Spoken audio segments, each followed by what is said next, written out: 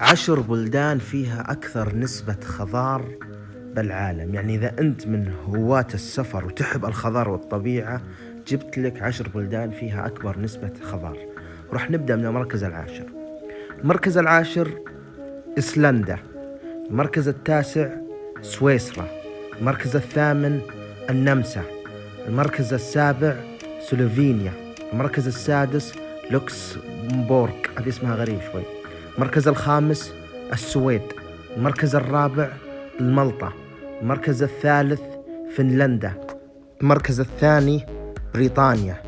أما بالنسبة للمركز الأول كأكثر بلد بالعالم كله خضار وطبيعة، معنا الدنمارك.